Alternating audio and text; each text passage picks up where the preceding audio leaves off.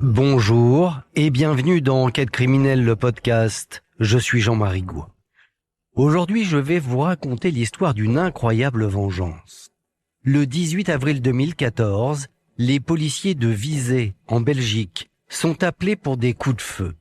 Deux banquiers, Benoît et Carole Philippins, sont grièvement blessés par balles.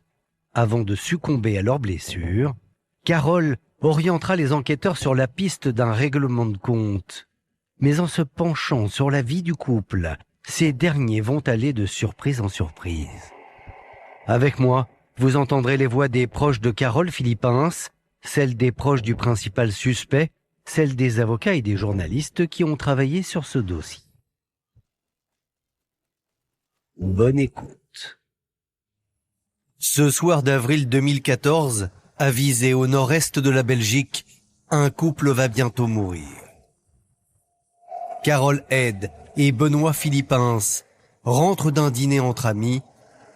Avec eux dans la voiture, le petit Esteban, 9 ans, le filleul de Carole. C'est la première fois qu'il est autorisé à dormir chez sa marraine. Et terrible coïncidence, c'est exactement ce soir-là qu'un mystérieux individu a décidé de s'en prendre à Benoît et Carole. Il stationne la voiture dans l'allée de la maison. Là, ils sortent tranquillement après une bonne soirée. Et puis là, il y a quelqu'un qui les attend, tapis dans l'ombre.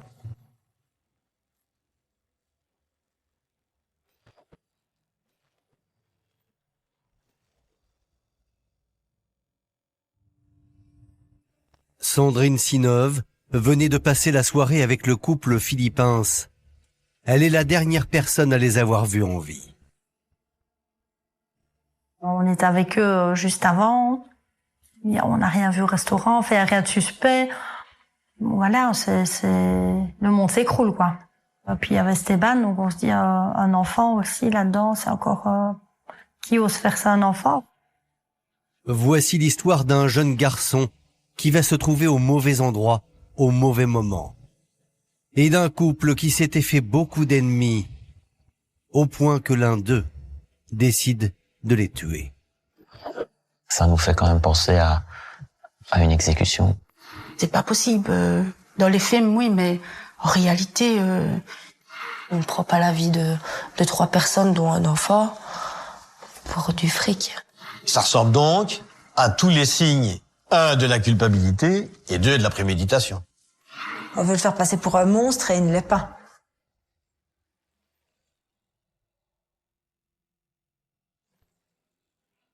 Ce vendredi 18 avril 2014, l'inspecteur Viola était justement en patrouille dans la ville lorsque vers 22h15, il est appelé sur les lieux de la fusillade.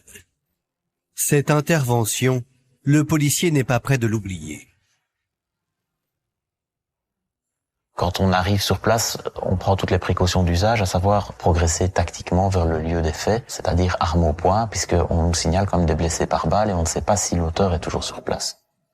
En fait, le tireur a déjà pris la fuite et laissé derrière lui un vrai carnage. Juste à côté du véhicule, 3 corps sont allongés. 3 victimes sur quelques mètres, des douilles, énormément de sang. Pour moi, c'était une scène de guerre. J'aperçois immédiatement le corps, un premier corps qui est le corps d'un enfant. Vu l'ampleur des blessures, la seule chose que je fais, c'est poser ma main sur lui et lui dire que les secours arrivent et qu'on est là.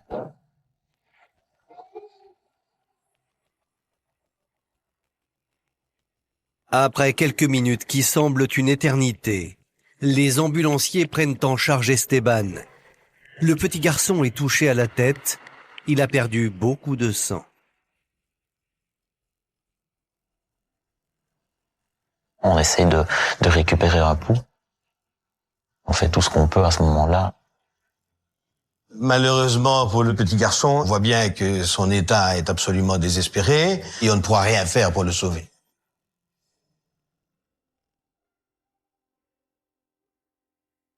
L'enfant décède sous les yeux impuissants des secouristes et des policiers.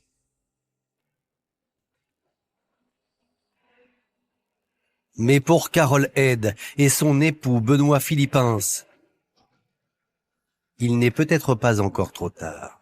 La dame, elle est en état de choc, mais elle est encore consciente.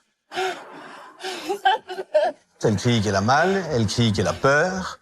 Elle est blessée au dos. Ça se voit de par sa position. Pourtant, Carole va puiser dans ses dernières forces pour faire aux policiers une révélation capitale. En effet, elle a clairement entendu ce que le tireur a dit à son époux Benoît juste avant d'ouvrir le feu.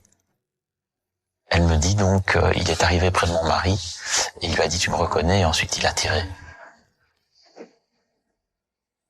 Ce qui induit la question suivante du policier à Carole. Et vous, est-ce que vous l'avez reconnu? Est-ce que vous le connaissiez? Et elle répondra non. Benoît Philippins est donc le seul à connaître l'identité du tireur, mais il est impossible de l'interroger. Au moment où les ambulanciers vont le prendre en charge, il est déjà inconscient. Il est quasiment en état de mort cérébrale. Il va décéder dans l'ambulance.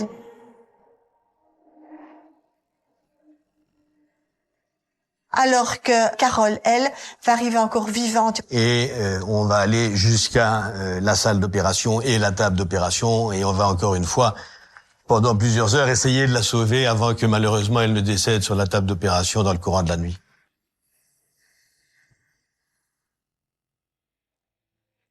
Christian, le père de Carole Head, n'oubliera jamais cette nuit où il a été réveillé en sursaut par un policier.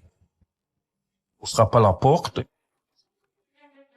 et il y a un gars là qui me dit vous êtes bien le papa de Carole Head? Ben, je dis oui, parce que votre fille a été prise dans une fusillade.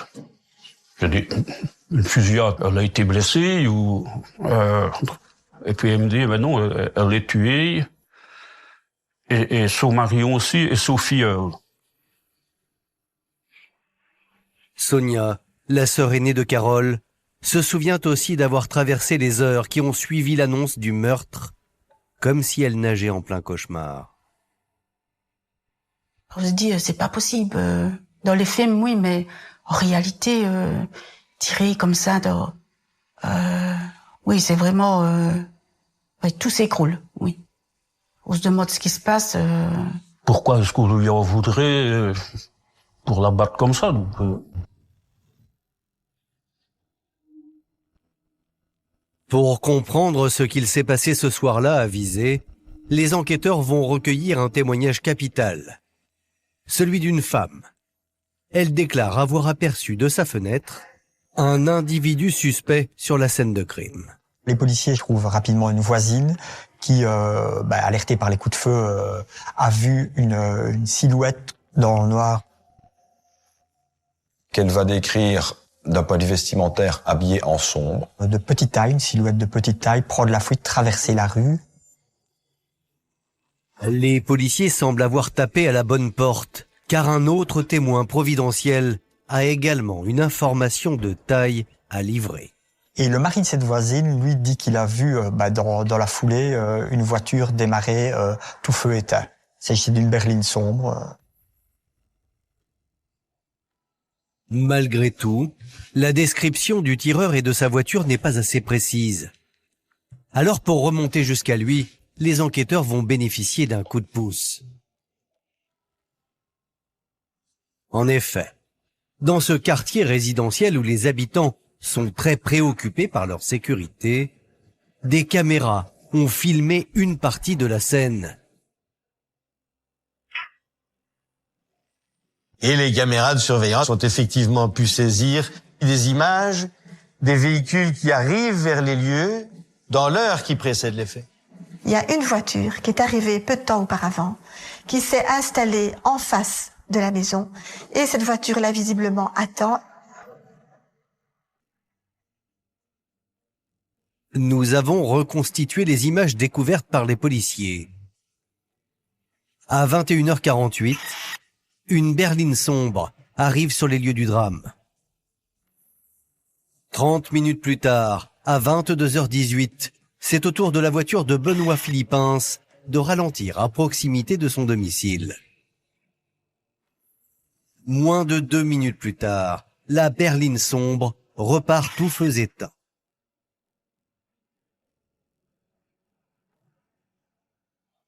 Entre-temps, le conducteur aurait donc abattu Carole, Benoît et Esteban. Malheureusement, le triple meurtre s'est déroulé en dehors du champ des caméras. Et sur les vidéos, impossible d'identifier formellement la voiture. L'image de ce véhicule suspect ne permet pas de distinguer ni l'immatriculation et encore moins le conducteur.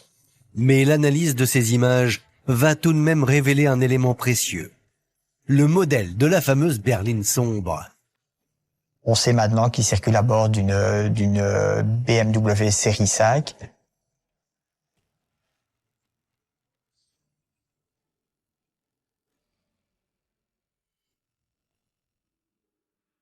Et ce n'est pas tout.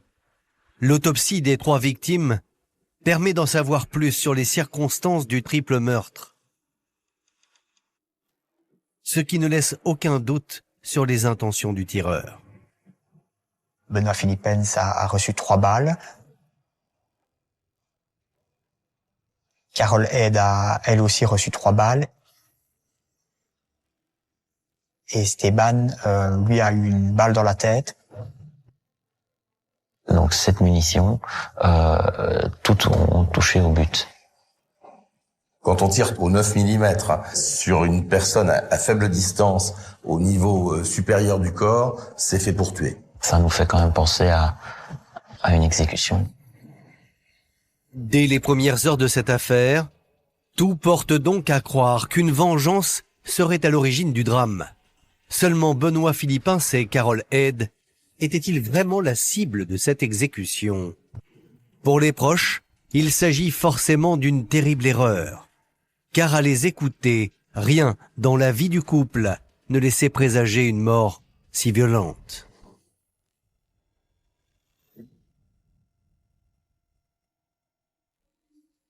Carole et Benoît se rencontrent en 2009. Tous les deux travaillent dans la même banque. Carole, qui sort d'un divorce difficile, ne s'attend plus au coup de foudre.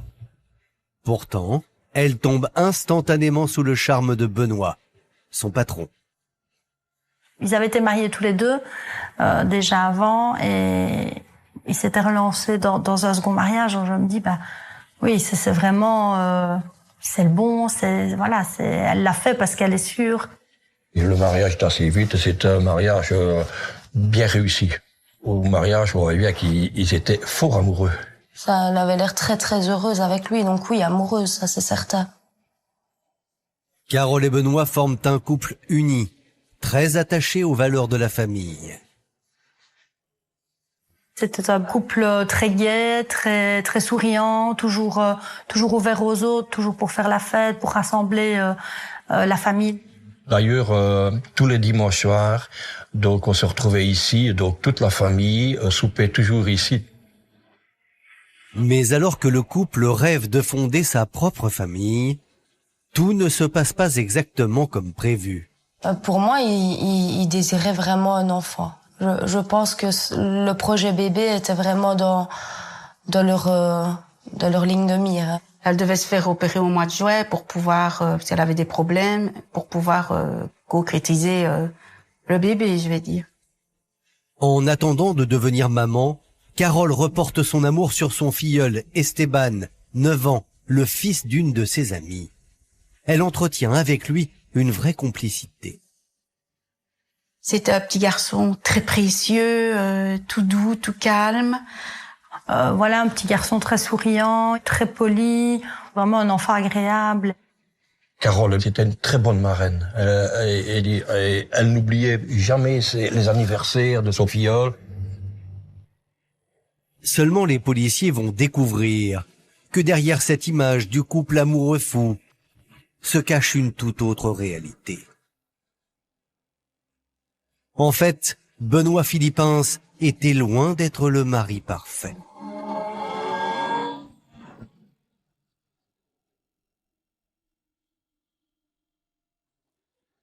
En fouillant dans la vie du directeur de banque, les enquêteurs mettent à jour une facette de sa personnalité à 1000 lieues du portrait brossé par ses proches. Et là, les enquêteurs découvrent que Benoît n'est pas si lisse que ça. Alors qu'il est marié à Carole Head, depuis 2 ans, Benoît Philippins serait un époux volage. La police interroge des collègues de travail et des clientes du banquier, et beaucoup rapportent des comportements déplacés. Benoît est un grand séducteur, il ne peut pas s'empêcher de séduire. Sur son lieu de travail, plusieurs personnes ont révélé qu'elles avaient déjà reçu des propositions de Benoît, mais que voilà, il était parfois un peu assistant sur ce côté-là. En 2013, Sandra Chandel s'est retrouvée face à Benoît Philippins, et elle se souvient d'avoir été très mal à l'aise. Ce jour-là, cette mère de famille a rendez-vous avec le directeur de l'agence. Elle vient de perdre son compagnon et elle doit régler la succession. Je trouve que c'est un homme très avenant, très élégant, poli, vraiment très bien d'un premier abord. Donc il m'emmène avec lui dans son bureau privé. Et très vite, l'entretien prend une tournure pour le moins gênante pour Sandra. Il me regarde, des pieds à la tête, pendant toute la durée de l'entretien, mais de manière très soutenue. Constamment sur le décolleté. Alors parfois, il baisse la tête pour regarder en dessous de la table, les jambes, et puis il revient sur le décolleté. Je vous dis, il ne vous regardait jamais dans les yeux. Jamais, jamais, jamais. Il avait envie de nous manger. Voilà. C'était ça qu'on ressentait. On était la proie et il était le chasseur. Si Sandra n'a pas cédé aux avances de Benoît, en revanche d'autres femmes ont été plus sensibles à son charme. On a pu mettre à jour, et par la simple recherche informatique et analyse des messages envoyés avec son téléphone ou son ordinateur, des mails, etc., qu'il avait eu une multitude de liaisons extra-conjugales, enfin en tout cas des liaisons avec notamment des collègues de travail. Pour les proches du couple, déjà très affectés, la découverte de ces multiples aventures est un nouveau coup de massue. On est tombé des nues, je veux dire, tout le monde, on s'est dit, c'est pas le Benoît qu'on connaît. Parce que ce n'était pas qu'une aventure, c'était beaucoup d'aventures. Et même encore à l'heure actuelle, c'est difficile de croire que Benoît ait pu faire ça. Alors, les policiers se demandent si un mari jaloux n'aurait pas décidé de supprimer ce banquier trop entreprenant. Pendant des semaines, les suspects vont défiler dans le bureau des enquêteurs. Ils ont entendu des anciennes compagnes de Benoît Philippins. Ils ont entendu même parfois les conjoints de ces compagnes, parce que le mobile, évidemment, de la vengeance pouvait jouer. Et tous vont présenter un alibi qui sera vérifié et qui collera. Donc, en fait, ce n'est pas un mari jaloux qui a tué ce couple et cet enfant. Pas un mari jaloux donc, mais peut-être un collègue. Car au sein de son agence bancaire, le jeune directeur de 36 ans s'était mis à dos beaucoup de monde. Il paraît qu'il était assez sévère dans son domaine à la banque. Quand on le parle à faire, il sait ce qu'il doit faire. Donc lorsqu'on lui donne une ligne de conduite, il n'est pas là pour jouer aux billes. Il mettait des fois un peu la pression, je sais bien, pour arriver au résultat qu'il fallait. Si vous êtes gérant, vous avez aussi la discipline, vous vous engagez, vous licenciez. Donc on a cherché s'il n'avait pas pu, au sein du personnel de la banque, se faire des ennemis. Ces collaborateurs vont être longuement auditionnés, leurs alibis passés au crible, là encore sans résultat. Mais ces investigations au sein de la banque vont tout de même finir par payer.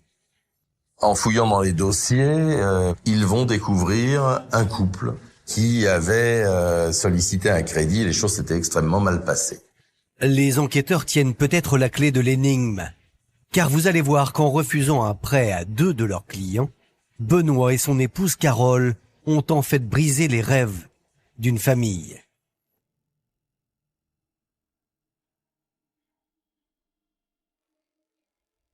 Voici Anna Maria Troiano.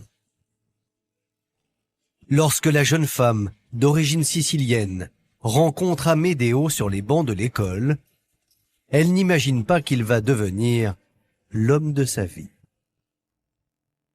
On est tombés amoureux et puis on s'est mariés sur la suite à nos 18 ans. Je suis tombée enceinte de ma grande et donc on a un petit peu accéléré les choses, mais ça faisait longtemps qu'on se connaissait aussi, donc on savait vers quoi on voulait aller ensemble. Au fil du temps, la famille s'agrandit.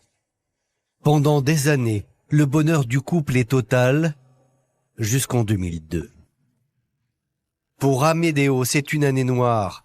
Le père de famille, manutentionnaire dans une usine de métallurgie, enchaîne les coups durs. Son usine est délocalisée, ce qui fait qu'il perd également son emploi. Donc il a arrêté de travailler et il a perdu aussi, après peu de temps, son grand-père et tout, qui était fort attaché. Et avec tout ça, moralement, il n'a pas été bien. C'est alors que dans le couple, les rôles s'inversent. Anna Maria renonce à être une mère au foyer et pour subvenir aux besoins de sa famille, elle ouvre son salon de coiffure. Amedeo, de son côté, s'occupe des enfants. C'est un papa poule. Déjà, quand le petit il était né, c'était lui beaucoup qui se préoccupait. Elle lui donnait à manger, il prenait son bain, elle allait chercher les filles à l'école. Le matin, c'était lui qui faisait tout. Les Troiano sont une famille assez unie, assez solide et où, voilà, le cocon familial représente beaucoup pour eux. Anna Maria et Amedeo remontent la pente, mais tout vole en éclats lorsqu'ils vont croiser la route de Carole et Benoît Philippins. Comme le salon de coiffure marche très bien, le couple voit les choses en grand. Pour concrétiser leurs rêves, ils frappent à la porte de l'agence BNP de Visé, où travaillent Benoît Philippins et sa femme Carole. On voulait ouvrir un deuxième salon, mais pas simplement un salon, on voulait un centre de bien-être avec solarium et esthétique compris. Reçus par Carole, les Troiano sollicitent un prêt de 175 000 €. De quoi signer le bail de leur nouveau local, lancer les travaux et couvrir l'achat onéreux de cabines à UV. Le projet est ambitieux, mais cela ne semble pas poser de soucis. Ils ont obtenu assez rapidement un accord de principe verbal sur l'accord d'un prêt pour financer leur projet. C'est vrai que c'était un accord verbal. Et sur la suite, comme c'était les congés, ils nous ont dit qu'on pouvait déjà commencer le projet et que le reste allait arriver. Sauf que la banque, à un moment donné, fait marche arrière. Carole, qui s'était engagée oralement auprès du couple Troiano, se retrouve dans une position délicate.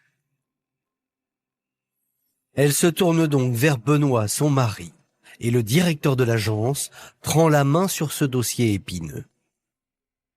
Monsieur Benoît Philippins est son supérieur. Donc forcément, à un moment donné, il essaye de faire en sorte que le contrat puisse se passer. Mais la hiérarchie considère que le couple Anna Maria et Amedeo n'ont pas les reins suffisamment solides pour emprunter une telle somme d'argent et donc vont refuser de leur accorder leur crédit. On est mal parce qu'on se dit qu'on est lancé dans un projet, que tout a démarré et que on est perdu. On se dit qu'est-ce qu'on va faire, quoi. Les Troiano ont déjà investi près de 50 000 € dans ce deuxième salon de coiffure. Alors, pour eux, ce refus, c'est le début de la descente aux enfers. Merci d'avoir écouté la première partie de cet épisode consacré à l'affaire Philippins. Dans la seconde partie, vous allez découvrir comment les enquêteurs vont parvenir à trouver l'auteur de ce drame effroyable. Bonjour et bienvenue dans Enquête criminelle, le podcast. Je suis Jean-Marie Goua. Dans la seconde partie de cet épisode consacré à l'affaire Philippins, vous allez découvrir comment les enquêteurs vont réussir à trouver l'auteur de ce drame effroyable. Avec moi, vous entendrez les voix des proches de Carole Philippins, celles des proches du principal suspect, celles des avocats et des journalistes qui ont travaillé sur ce dossier. Bonne écoute. Ils se sont engagés financièrement sur la deuxième affaire, mais ça va leur coûter la première affaire. C'est-à-dire que faute de financement de la banque, ils peuvent même plus payer leurs charges et leur loyer du premier salon de coiffure qui marchait très bien. Pour éponger les dettes, le couple Troiano est même contraint de vendre leur maison et de déménager. Ils habitent chez les parents de Monsieur Troiano avec leurs propres enfants. Donc tout le monde vit dans la même maison pour limiter justement les dépenses. C'est bien la preuve que la situation est délicate. Totalement sur la paille, Anna Maria et Amedeo assignent la banque en justice. Pendant de longs mois, ils vont se battre pour obtenir gain de cause. Et en juin 2013, le coup près tombe. Finalement, le couple sera débouté. Ils n'avaient pas d'accord écrit, c'était juste un accord verbal qui ne vaut rien. Ils ont été juste trop vite dans leurs investissements. Les policiers voient en eux des suspects magnifiques. Ils ont un vrai mobile. Anna Maria et Amedeo Troiano auraient-ils exécuté froidement leurs banquiers, Carole et Benoît Philippins, pour se venger de ne pas avoir eu leur prêt? Esteban, 9 ans, est-il une victime collatérale? L'hypothèse est séduisante. L'enquête se concentre sur Amedeo Troiano. Car en plus de ses déboires judiciaires avec la banque, les policiers vont découvrir que l'homme n'est pas un enfant de cœur.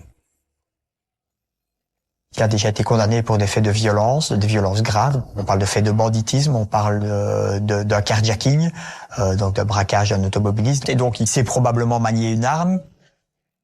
Et ce n'est pas le seul élément accablant pour le père de famille.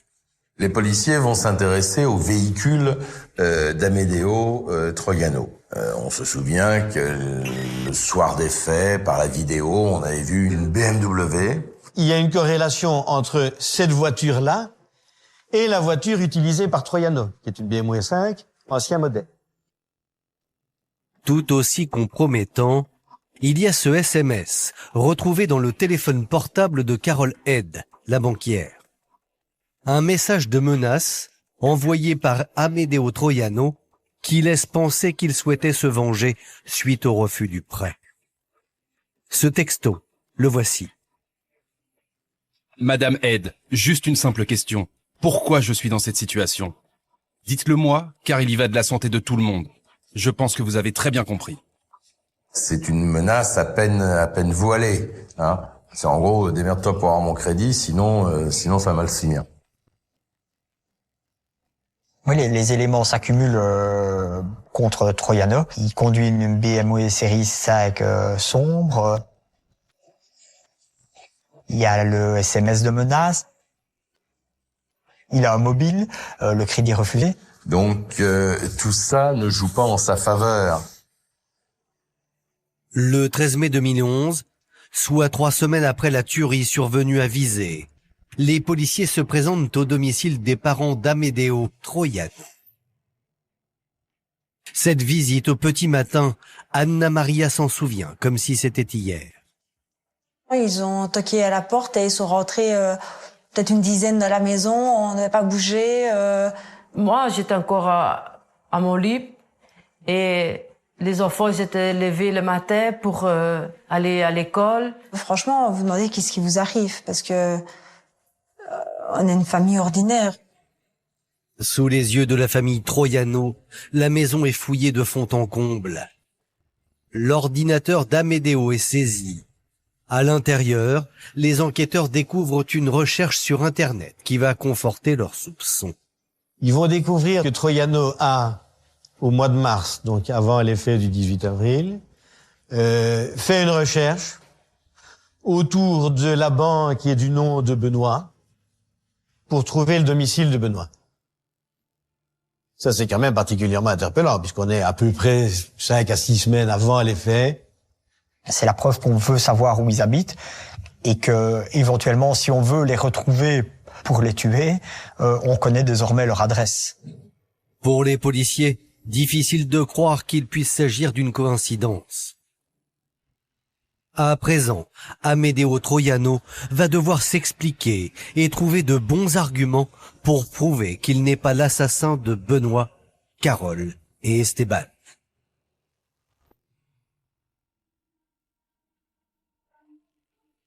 Au commissariat de Visé, les enquêteurs sont certains de tenir le tueur qu'ils recherchent depuis près d'un mois.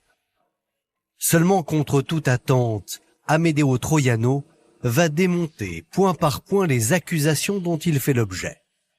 À commencer par l'image de délinquant qui lui colle à la peau. Il dit qu'il a été à l'époque condamné pour des faits en rapport avec des armes, mais qu'en tout cas depuis un certain temps il n'a plus d'armes et qu'il n'en a pas à son domicile, et d'ailleurs on n'en a pas trouvé lorsqu'on est allé en perquisition chez lui. Il a été condamné une fois quand il était jeune, et il a fait 6 mois. Il a compris ses erreurs aussi et le mal que ça avait pu faire. Là on est quand même, je crois, 13 ou 14 ans plus tard. L'homme incontestablement n'est plus le même. Bien entendu, son casier est interpellant, mais on n'est pas du tout dans le même cas de figure. On parle d'un assassinat.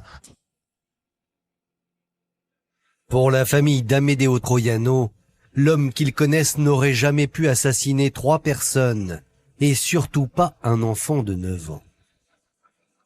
Je suis convaincue que mon mari n'a pas fait les actes qu'on l'accuse.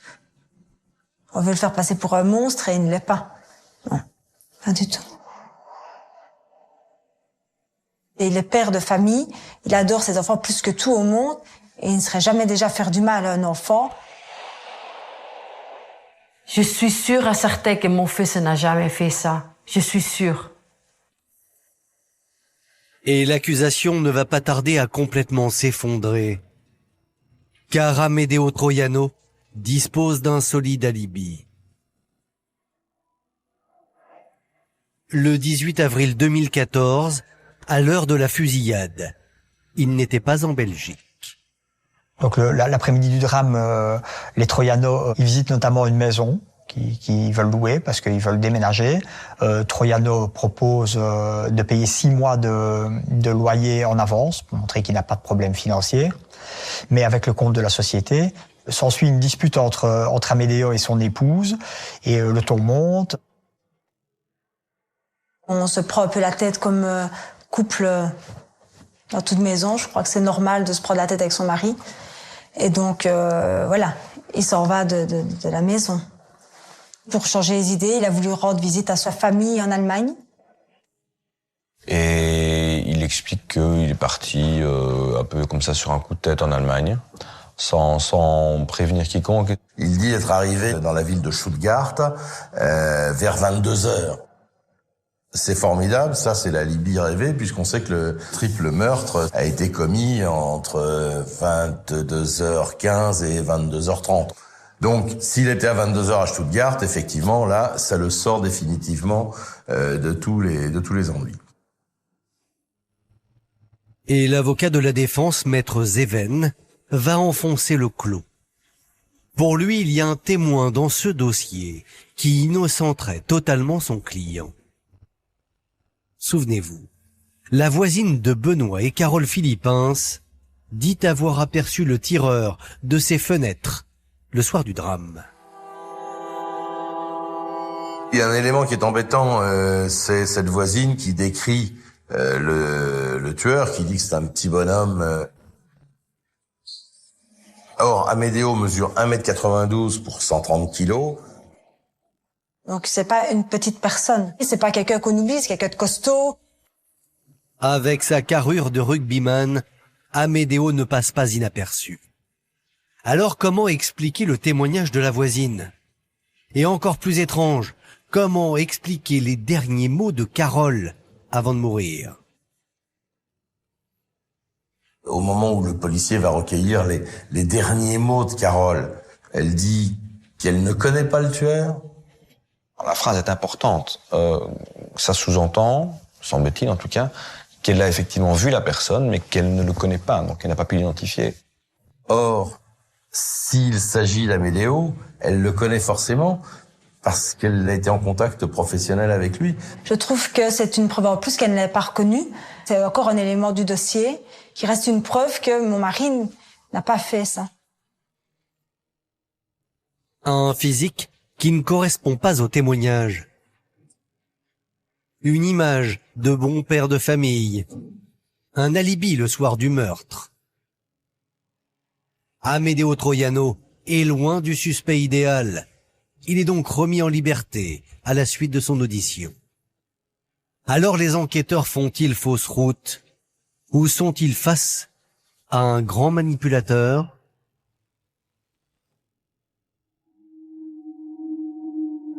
Persuadés qu'Amedeo Troiano ne dit pas toute la vérité, les policiers décident de se rendre à Stuttgart en Allemagne, sur commission rogatoire pour vérifier son alibi. Ils interrogent Mario Troiano, le cousin d'Amedeo. L'homme est restaurateur et il va sans le savoir faire basculer l'enquête. On va découvrir qu'il n'est pas du tout arrivé le vendredi vers 22h30, mais qu'il est plutôt arrivé le samedi vers 11h30 ou midi. En effet, Mario Troiano, le cousin, se souvient avec précision de l'heure d'arrivée d'Amedeo. Et pour cause, il était tellement débordé ce jour-là qu'il n'était pas ravi de le voir débarquer au beau milieu du service du déjeuner. Monsieur Troiano arrive très gentiment, la bouche en cœur. Il arrive dans ce qui est quasiment un coup de feu au niveau du restaurant et il arrive comme quelqu'un qui n'est pas très frais puisqu'il a dû rouler une bonne partie de la nuit pour arriver là-bas. Et là, ça change tout. Parce que là, il a eu parfaitement le temps de commettre ses crimes, puis ensuite de prendre la route. L'alibi d'Amedeo s'effondre complètement. Amedeo Troiano est donc en fâcheuse posture. S'il ne veut pas finir derrière les barreaux, il va devoir fournir une explication plus convaincante. 5 mois après le triple meurtre, il est donc placé en garde à vue. Et sans surprise, il va faire volte-face. Confronté à cette réalité-là, il est complètement parti sur un autre alibi. Souvenez-vous, Amedeo avait déclaré que le jour du drame, il avait quitté le domicile conjugal suite à une dispute. Mais contrairement à sa première déposition, ce n'était pas pour aller en Allemagne. Amedeo explique aux enquêteurs qu'en réalité, ce soir-là, après s'être disputé avec Anna Maria, il a pris la route, donc comme il l'avait déjà dit la première fois, sauf qu'en cours de route, il s'est arrêté, il a envisagé de mettre fin à ses jours, et d'ailleurs, il a plus qu'envisagé de mettre fin à ses jours, il a absorbé un certain nombre de médicaments. Et ça devient l'hypothèse, je suis allé dans un chemin de campagne tout seul dans ma voiture, j'ai avalé des médicaments, j'ai essayé de me suicider, je me suis réveillé à 5 heures du matin. Aussi incroyable que cela puisse paraître, le miraculé aurait finalement décidé au petit matin de rejoindre Stuttgart. Il a plus envie de mourir et donc il décide de rejoindre ses cousins. Et ensuite, il arrive vers midi à Stuttgart. En réalité, dans les deux alibis, il n'est pas sur la commune de Vissé au moment du crime. Un nouvel alibi bien pratique, mais qui laisse les policiers perplexes, car ils ont mis la main sur un indice pour le moins compromettant. En 5 mois d'enquête, tous les objets saisis lors de la perquisition au domicile des Troiano ont été expertisés, notamment l'ordinateur du père de famille, et ce qu'il contient va trahir le suspect. Il est géolocalisé en temps réel devant le domicile du couple avec son ordinateur. Amedeo est donc venu quelques jours avant le drame au domicile de son banquier. Et c'est avec son ordinateur via Google Maps qu'il aurait repéré le meilleur itinéraire pour fuir en Allemagne. En face de la maison Philippens, il y a le hall Omnisport, et le hall Omnisport bénéficie d'un Wi-Fi qui est libre, et cet ordinateur-là a utilisé cette borne Wi-Fi. Et il va rechercher quoi comme itinéraire?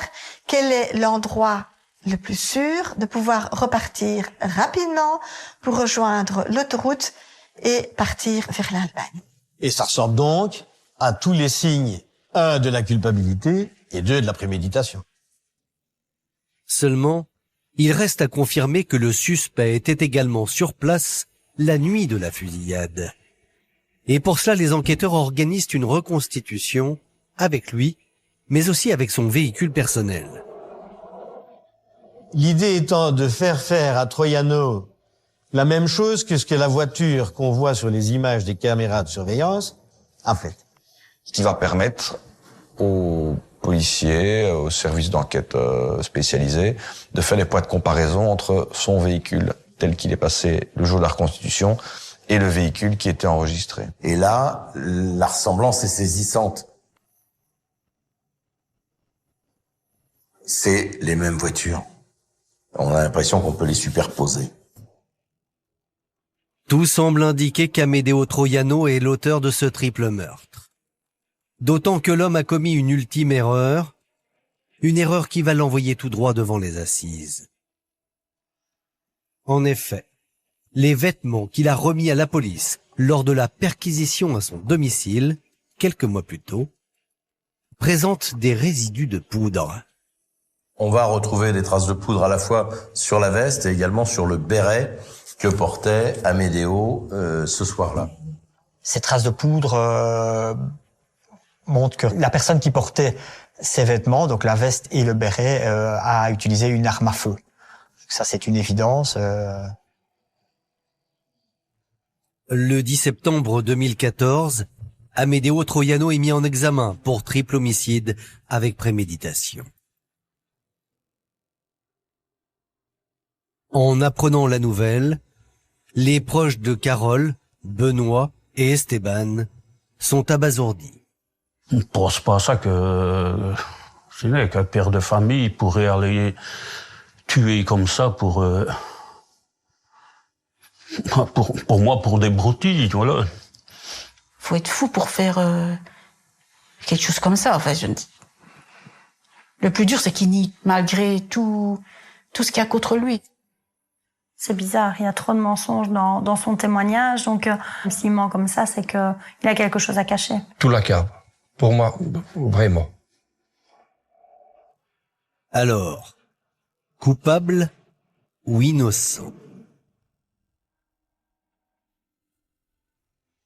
Le 6 février 2017, le procès d'Amedeo Troiano s'ouvre devant les assises de Liège.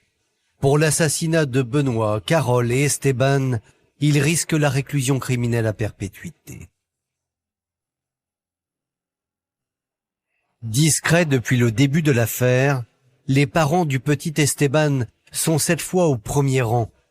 Avec les familles de Carole et de Benoît, ils ont décidé d'affronter cette épreuve, main dans la main.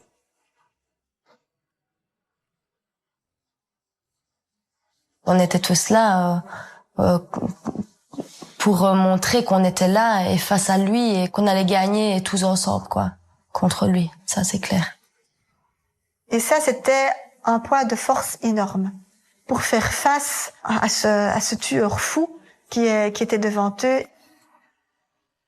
Sur ces images filmées par une équipe de télévision locale, on voit l'accusé entrer dans la salle d'audience. Son visage a été masqué à la demande du président de la Cour afin de respecter la présomption d'innocence. Il va plaider non coupable et donc c'est un peu tout ou rien. Soit il est acquitté, soit il est lourdement condamné, parce que n'oublions pas qu'il y a un enfant de 9 ans qui a trouvé la mort dans cette affaire. Dès les premières heures du procès, le comportement d'Amedeo Troiano révolte les proches des victimes. Pitoyable, comme si de rien n'était. Monsieur, je ne parle pas. Monsieur j'ignore tout. C'est pitoyable. C'est vraiment affreux de le voir assis sur le banc, qui n'a rien fait, et qu'on l'accuse, qu'on le montre du doigt, comme ça, qu'on le salit. C'est quelqu'un qui a du mal à s'exprimer. Il est resté plus ou moins silencieux pendant le procès, si ce n'est pour répéter qu'il était innocent. Et si Amedeo ne fait pas bonne figure, les avocats de la défense vont tout de même parvenir à instiller le doute dans la tête des jurés.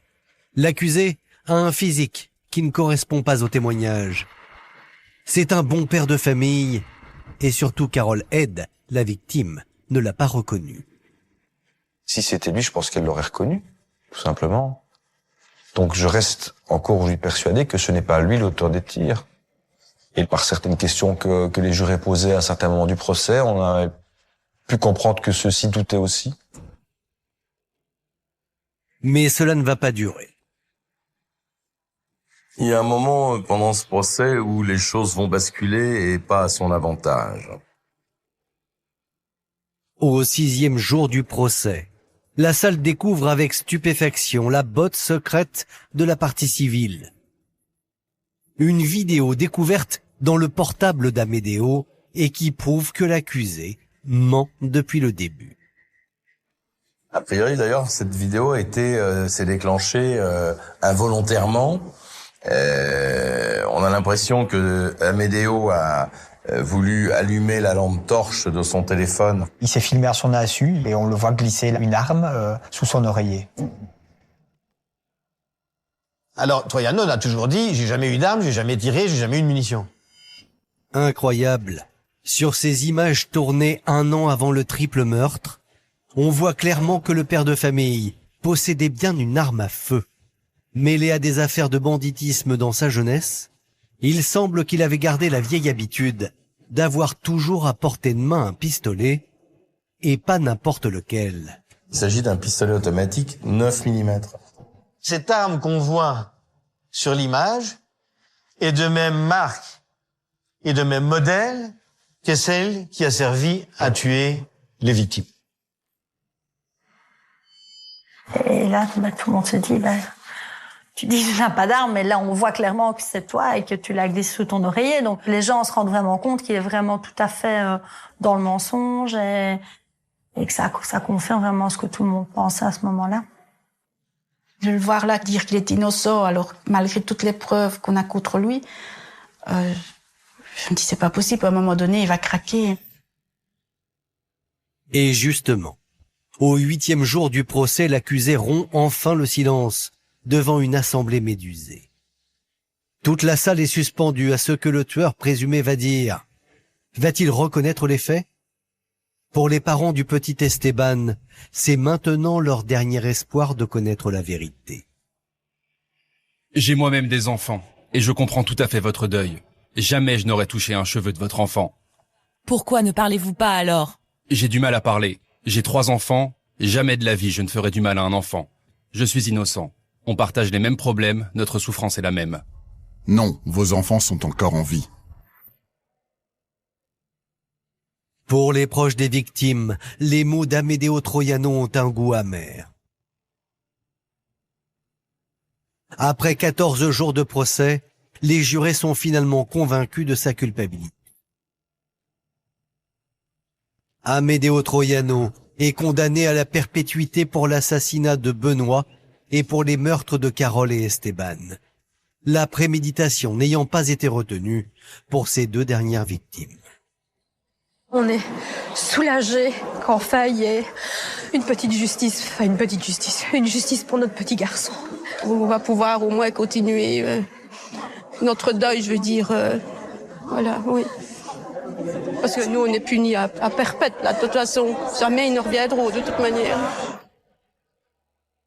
En Belgique, il n'est pas possible de faire appel.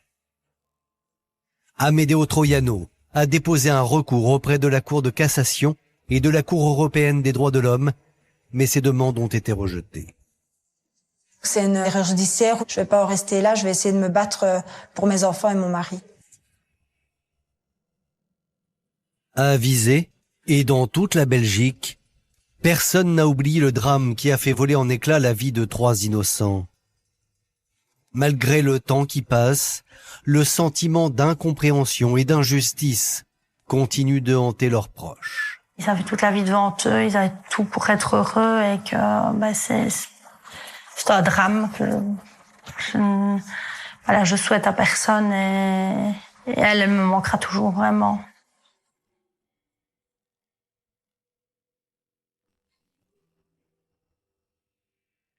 Merci d'avoir écouté cet épisode consacré à l'affaire Philippins.